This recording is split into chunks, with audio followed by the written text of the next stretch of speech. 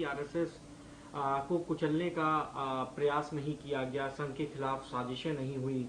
उन्होंने 84 दंगों का जिक्र करते हुए कहा कि कई परिवारों को संघ के लोगों ने शरण दी।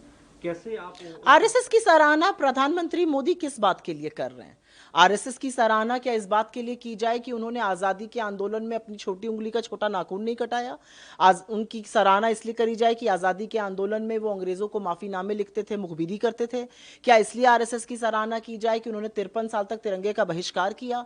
क्या इसलिए सराहना की जाए कि सरदार पटेल ने इनको बैन किया था नफरत और हिंसा फैलाने के लिए? क्या इसलिए सराहना की जाए कि हमारे संविधान की प्रतियां जलाई थी, बाबा साहब की फोटो की तस्वीरें फूकी थी? क्या इसलिए सराहना की जाए कि इन्हीं से प्रेरित और पोषित होकर इस देश के प्रथम आतंकवादी नाथूराम गोडसे ने महात्मा गांधी को मारा था? क्या आरएसएस की सराहना इसलिए की जाए कि यह हमारे क्रांतिकारियों को भगत सिंह से लेकर चंद्रशेखर आजाद को अराजक तत्व बताते थे? क्या इसलिए सराहना की जाए कि उन्होंने 1930 के सिविल डिसोबीडियंस मूवमेंट या 1942 के क्विट इंडिया मूवमेंट तक में कोई हिस्सेदारी नहीं की थी, बहिष्कार किया था, अंग्रेजों को चिट्ठियां लिखकर कैसे मूवमेंट का दमन किया जाए ये बताते थे? किस लिए सराहना की जाए? क्या आरएसएस की सराहना इसलिए की जाए कि ये North West Frontier Province Bengal और सिंध में जिन्ना के साथ मिलकर सरकारें चला रहे थे? किस लिए आरएसएस की सराहना की जाए? आरएसएस की सराहना क्या इसलिए की जाए कि अंग्रेजों से पेंशन लेते थे?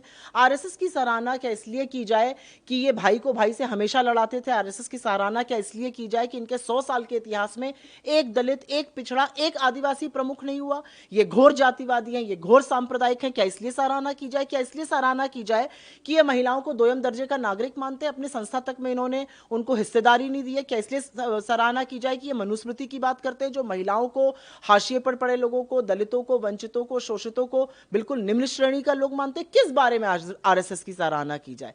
आरएसएस की सराहना प्रधानमंत्री के भाषण से या एक सिक्का रिलीज करने से नहीं हो सकती। आरएसएस वो संस्था है जिसके हाथ महात्मा गांधी के खून से सने हुए हैं। आरएसएस वो संस्था है जिसको इस देश के प्रथम गृह मंत्री सरदार पटेल ने बैन किया था, और यह कहकर बैन किया था कि उनकी भूमिका है महात्मा गांधी की हत्या में। मेरे लिए आरएसएस का सच ये, इधर उधर की बातें करने से आरएसएस का सिया सच नहीं बदलेगा। जो देशभक्त थे वो जंग में गए, जो कायर थे वो संग में गए।